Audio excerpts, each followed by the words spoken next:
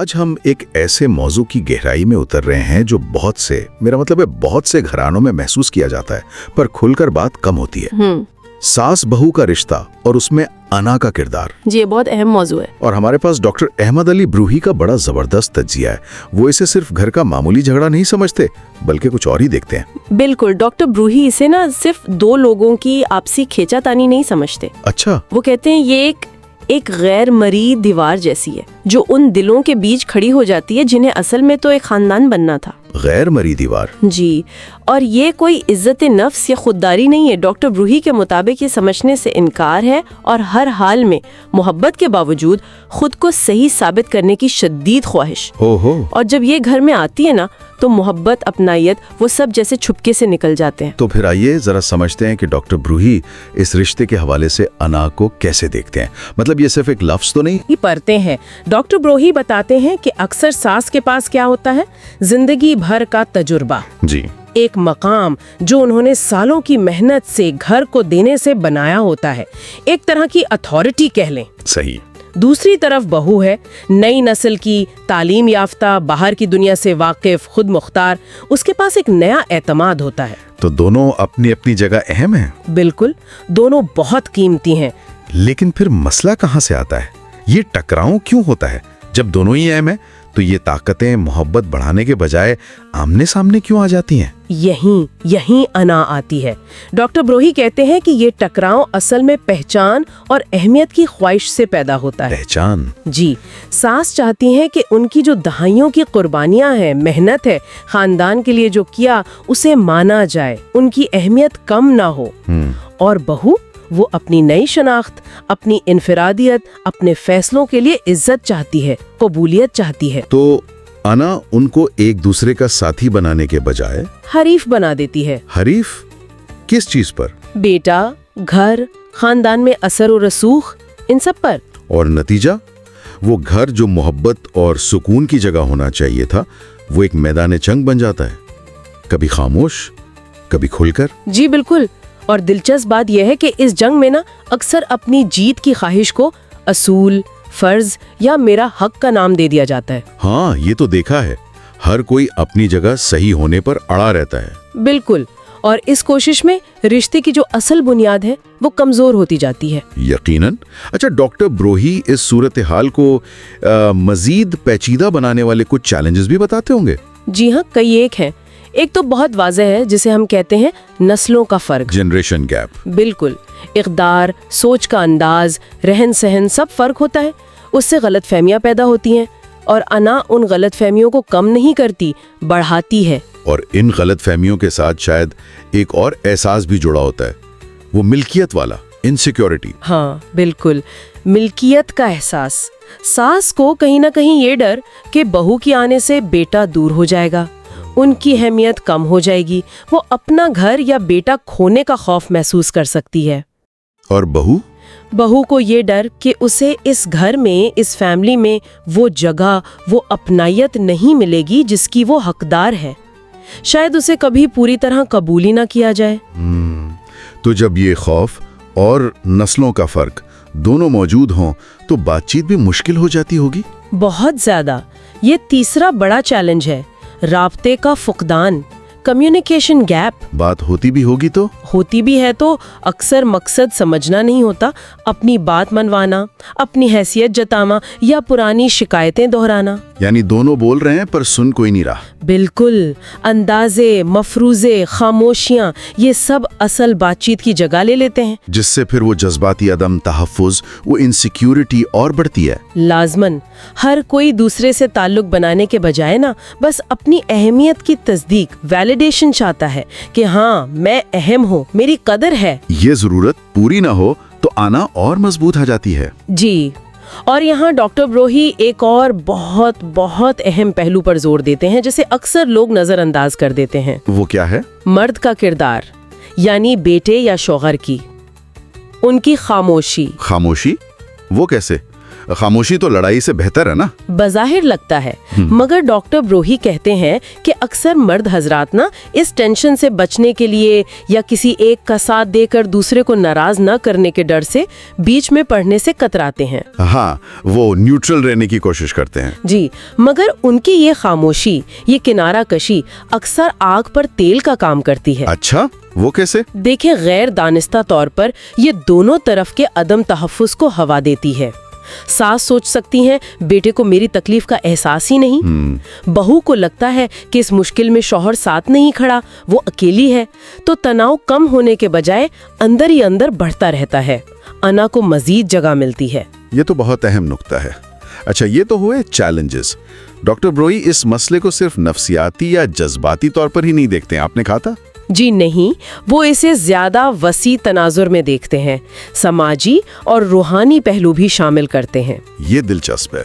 समाजी तौर पर कैसे? देखें, समाजी नुक्ते नज़र से डॉक्टर ब्रोही कहते हैं कि ये कशमकश एक तरह से हमारे माशरे की तब्दीली की अक्कासी है। तब्दीली? जी, रिवायती जो मुश्तरका खानदानी निज़ाम था, उससे जदीद बदलते हुए फैमिली स्ट्रक्चर की तरफ मुंतकली। अच्छा। पहले जहां इख्तियारात, फैसले ज़्यादातर बुजुर्गों, खासतौर पर सास के हाथ में होते थे, अब तालीम, माशी खुदमुख्तारी, इन सब की वजह से नई नस्ल यानी बहू उस अथॉरिटी में अपना हिस्सा चाहती है या उसे चैलेंज करती है। बिल्कुल, ये एक फितरी समाजी तब्दीली है, लेकिन अना इसे ताकत की जंग बना देती है। और नफ्सियाती तौर पर हमने थोड़ी बात की थी अधूरी जज्बाती जरूरियात की। जी, वही बात है। अना अक्सर इन अधूरी जज्बाती ज़रूरियात से ही पैदा होती हैं। सास अपनी जिंदगी भर की मेहनत, कुर्बानियों का इतराफ़ चाहती हैं, और बहू अपनी इनफरादियत, अपनी राय, अपनी जिंदगी के फैसलों में आज़ादी और एहतराम। जब ये बुनियादी ज़रूरतें पूरी नहीं होती तो अना एक दिफाई दीवार बनकर खड़ी हो जाती है कि अगर मेरी कदर नहीं तो मैं अपनी अहमियत खुद मनवाऊंगी। ठीक। और रूहानी पहलू, ये बहुत मुनफरिद बात लग रही है। जी, ये डॉक्टर ब्रोही के तज्जिये का खास हिस्सा है। वो अना को मोहब्बत, हमदर्दी, शफकत की जिद करार देती हैं।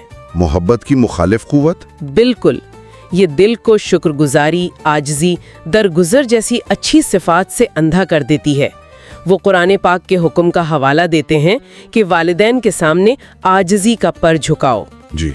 और कहते हैं कि ये उसूल सिर्फ औलाद के लिए नहीं बल्कि आपसी ताल्लुकात में दोनों नस्लों पर लागू होता है। असल अमन ताकत दिखाने से नहीं आता, बल्कि सब्र से, बर्दाश्त से, माफ करने और झुक जाने से।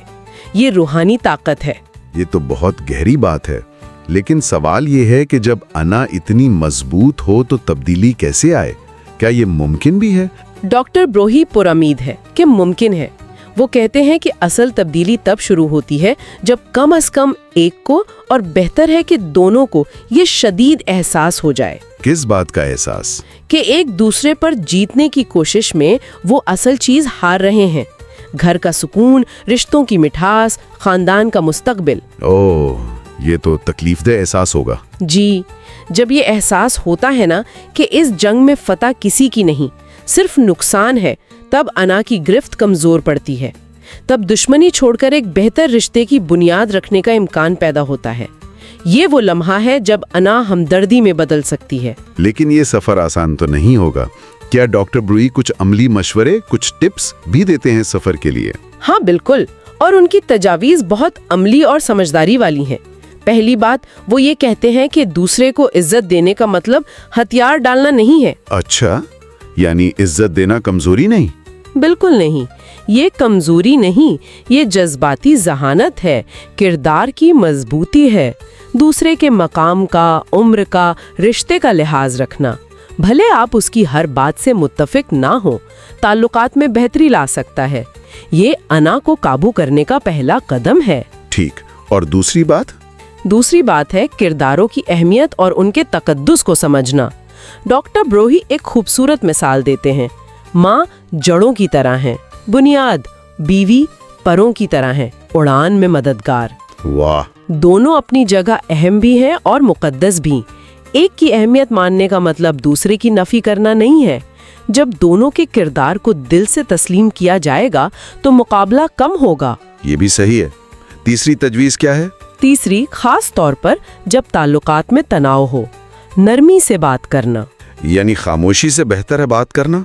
जी, क्योंकि अक्सर लोग तलखी से बचने के लिए बिल्कुल चुप हो जाते हैं, लेकिन लंबी सर्द खामोशी बाज़ोकात कड़वे लफ्जों से ज्यादा नुकसानदा होती है। तो क्या करें?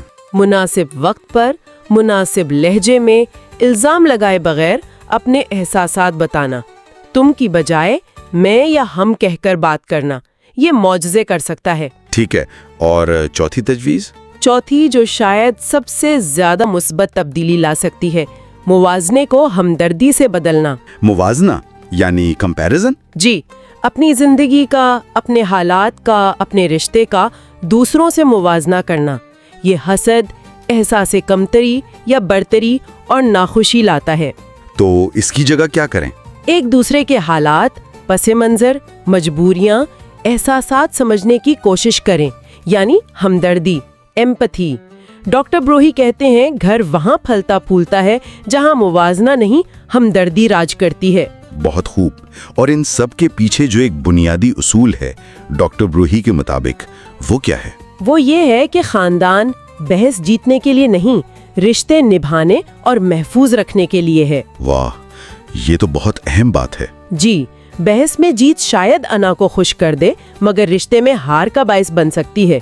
असल कामयाबी अना को शिकस्त देकर रिश्ते को बचाने में है। तो इन तमाम बातों से जो अहम सबक या टेक अवेज निकलते हैं, पहला क्या होगा? सबसे पहला तो यही कि डॉक्टर ब्रूही के मुताबिक खानदान की असल ताकत कंट्रोल में नहीं, हमदर्दी, शफकत और मोहब्बत में है। अना बहुत शोर मचाती है, अपनी मौजूदगी का एहसास दिलाती है। मोहब्बत अक्सर खामोश होती है, नरम होती है, लेकिन यही खामोश मोहब्बत है जो गहरे जख्म भर सकती है। सही। और दूसरा सबक? दूसरा ये कि नस्लों के दरमियान बाहमी एहतराम बहुत ज़रूरी है। ये एक सेहतमंद ख़ानदानी विरासत की बुनियाद है, और ये एहतराम यकतरफा नहीं हो सकता, यानी दोनों तरफ से। जी, डॉक्टर ब्रूही कहते हैं कि जब एक फरीक हिकमत से, समझदारी से थोड़ा झुकता है, दूसरे की बात को अहमियत देता है, तो दूसरा भी अक्सर शुक्रगुजारी और मोहब्बत से जवाब देता है। ये एक अच्छा सिलसिला शुरू करता है। और तीसरा सबक, जो शायद सबसे ताकतवर हो? तीसरा ये कि घर में सुकून उसी लम्हे शुरू होता है जब कोई एक फर्द, सास हो या बहू, ये सच्चा फैसला कर ले कि मैं जीतूंगी नहीं बल्कि समझूंगी। वाह, ये सिर्फ एक सोच नहीं, ये तो रवैया बदलने वाली बात है। बिल्कुल, ये पूरे रिश्ते की सिमत बदल सकती है। ये अना पर काबू पाने का ऐलान है। डॉक्टर ब्रूही के आखिरी अल्फाज जो आपने बताए, वो वाकई बहुत गहरे हैं। वो कहते हैं, खानदान इख्तिलाफात से नहीं टूटता। इख्तिलाफात तो हर जगह होते हैं, बल्कि उस अना से टूटता है जो इन इख्तिलाफात को पकड़ कर रखती है, उनकी हिफाजत करती है, उन्हें नासूर बनने देती है। और हल शायद लंबी चौड़ी बातों या बहस मुबाहिसों में भी ना हो, अगर रिश्ते की बुनियाद ही बदल जाए। कैसे? जब सास अपनी बहू को सिर्फ बेटे की बीवी नहीं, एक और बेटी समझने लगे, उसकी खुशी, उसका दुख अपना जाने, और जब बहू अपनी सास को सिर्फ शौहर की माँ नहीं, अपनी बुजुर्ग, अपनी माँ जैसी इज्जत, एहतराम और मोहब्बत देने लगे। ये तो एक मिसाली सूरत हाल है। जी, ये वो मंजिल है जहाँ अना के लिए कोई जगह नहीं रहती, सिर्फ मोहब्बत और एहतराम होता है। तो आज की इस गुफ्तगू के बाद सुनने वालों के लिए एक छोटा सा सवाल है। जरा सोचें, हम सब अपने करीबी रिश्तों में, चाहे वो सास बहू का हो, मियाँ बीवी का, वालिदैन औलाद का या दोस्तों का, अना की इस दीवार को गिराकर समझ बूझ और हमदर्दी का पुल कैसे बना सकते हैं? वो कौन सा पहला बहुत छोटा सा अमली कदम हो सकता है जो आज ही उठाया जा सके? शायद कोई पुरानी बात माफ कर देना, या सिर्फ दूसरे की बात तहम्मुल से सुन लेना। बिल्कुल, क्योंकि आखिर में यही समझ बूझ, यही बाहमी एहतराम और यही हमदर्दी तो वो बुनियादें हैं जिन पर खुशगवार और पायदार रिश्ते कायम होते हैं। सही। अना शायद वक्ती तौर पर कुछ दिला दे, लेकिन असल सुकून और खुशी इन्हीं इक़दार को अपनाने में है।